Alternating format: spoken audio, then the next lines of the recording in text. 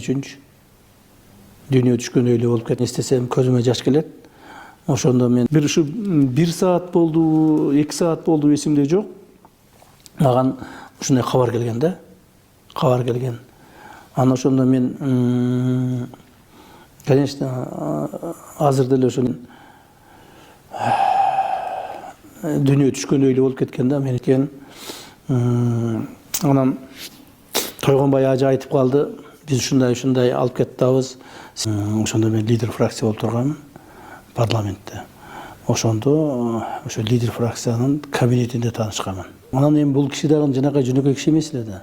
Ушундай бир саясатчыларга, элге баш көрүнгөн адамдарга ушулар менен бир мындай кызыгып сүйлөшүп жүргөн киши болчу да.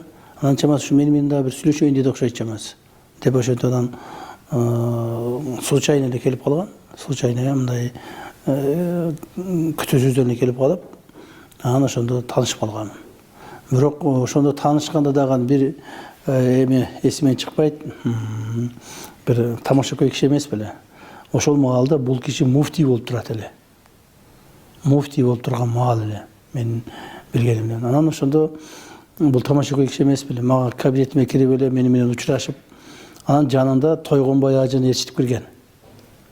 Тойгонбай ажыны ээрчитип келген. Ошондо менен таанышып, анан жанындагы кишини тааныштырып атып айтып атпайбы? Бул Тойгонбай деген. Тойгонбай ажы мындай чоң келбеттүү киши эмес беле, эсиңиздеби? Азыр эми арыктап калды. Анан ошону көрсөтүп айтат. Бул дейт менин телохранителим болот. Секирип туруп потолокту тебет деп айткан эсимде бар да. Ошондон кийин ушул киши эсиме калыптыр. Ушу сөзү мененчи. Ушунчалык тамашакөй киши экен деп эсимде калган эле. Муфтийлер айрыкча мындай болот эле го, мындай бир өзүнчө эле сүрдүү болуп, өзүнчө эле мындай унчукпаста көптү билген адам болуп, ушундай көрүнүшчү эле го. А бул адам муфтий болсо дагы ушу жөнөкөйлүгүн көрсөтүп, ушундай бир акылмандыгын көрсөтчү да. Ошентип таанышып калганбыз.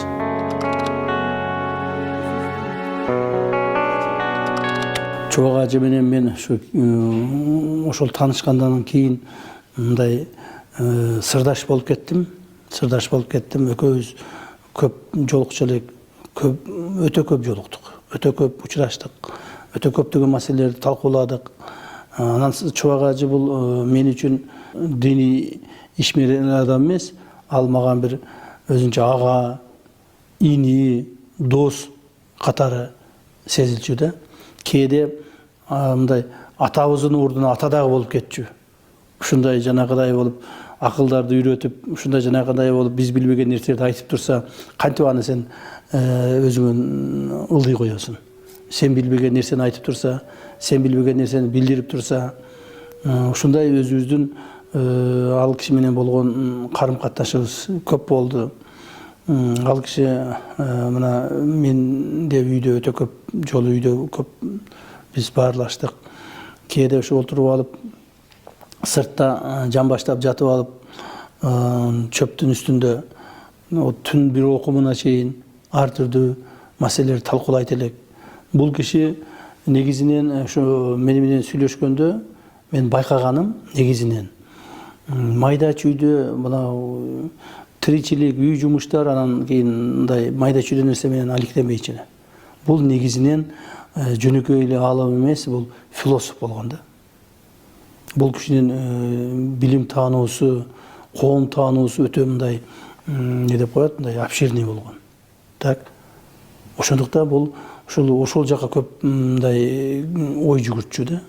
Ошолор боюнча, мамлекеттүүлүк боюнча, коомубуздун негизги маселелери боюнча, коомубуздун арасындагы адамдардын арасындагы багыттын өзгөрүшү, кайсыл жака өзгөрүп атат, кандай болуп өзгөрүп атат, ошол эле нерсени, биздин эле коомубуздагы нерсени дүйнөлүк өзгөрүүлөргө салыштырып айта алчу да. Ушундай бир негизги чоң мындай багыттуу философиялык маселелерди биз көп талкуулачубуз. Анан кээ бир маселелерден ушу бир суроолорго жооп алайын деп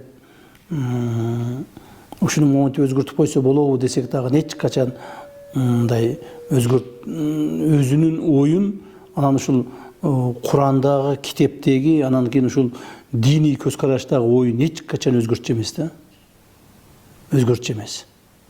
Мен bir misalды билемин. Бул кишиден ошондо мына сурап калдым. Ушул бизнес кылабыз, башка кылабыз, банктардан акча алабыз, биз ушу процент алабыз, ушуну кантип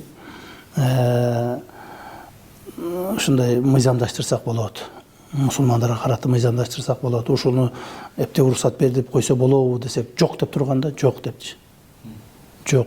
Эч качан процентке акча алып, же бирөөгө процентке акча берип, байып, ошонун үзүрүн көрөм деп ойлобо. Ушудан токтотуш керек деп мен бир 2-3 жолу ушундай аракет кылдым да, бир жакшыраак бир ооба болот, же болбосо мынтип өзгөртүп койсо болот, же мындай кылып койсо болот деген жооп аламбы деп аракет кылдым да, бирок жооп ала албадым. Ар дайым ушинтип айтчу. Ошонун таасиринен ушул Чубак ажынын айтканын, ушул процентке акча алуу маселесин токтотуш керек деген ушундай мен башыма, психологияма ушундай чоң таасир берген экен. Ошонун негизинен мен бүт мал мүлкүмдү сатып туруп банктагы нерселерди жаап салгам да. Ушул мага чоң таасир берген. Мына. То есть бир адамдын эле көз карашы менен, бир адамдын эле илим билими менен көптөгөн нерселерди өзгөртүп салса болот деген багытта.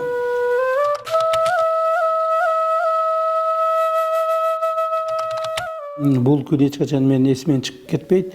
Себеби ошол күнү мен өзүм дагы ооруп, больницадан чыгып келген күнүм болчу.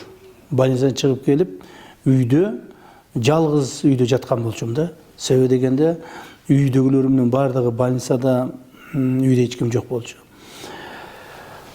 Мен эсимде бар, ушу түнкү саат бир 11-лерде болсо керек. 11-лерде экен, үйгө түз эле Асан ажы менен Тойгонбай ажы кирип келди. Анан кирип келип эле айтып калышты, ушундай ажыкебиз ооруп атат, больницага алып бардык азыр, бирок больницада ошол баягы дем ала турган жок болуп атат. Ошондой барбы деп сизден сурап келдик деди да. Анан мен ошону өзүм, мага балам алып келип берген эле, мен өзүм ошо дем алып жатканмын да. Анан ошону өзүм менен алып туруп, жүктөп коробкага салып, анан Тойгон ажы менен Асан ажынын колуна бергем да. Ошондо ошолор айткан, жок, өзүңүздүкү болсо албайбыз, сизге дагы керек. Жок, биз башка жактан издейбиз дегенде мен ошондо айттым, жок. Башка жактан издебегиле, убакытты кетирбегиле, тез аранын ичинде ушуну жеткизгиле. Салып бердим эле. Салып берип, анан өзүм дагы чыгайын десем, мени машинасынан чыгайын десем, ошондо мына Тойгон ажы мына азыркы чекте көзү тирүү билет. Тойгон ажы мени түртүп чыгарбай койгон машинагачы. Жок, сиз барбаңыз. Сиз өзүңүз ооруп атыпсыз. Сиз үйдө болуңуз, итакта муну сиздин аппаратыңызды биз алып кетип атабыз. Барбаңыз деп машинаден түртүп мени чыгарбай койгон эле да. Анан экөө кеткен. Экөө кеткенден кийин эле сиздин аппаратыңыз больницада калды, эмне кылайын деп. Мен айттым, эч нерсе кылба сен. Аппаратка кыжырат болбочу. Аппаратка кыжырат болбо.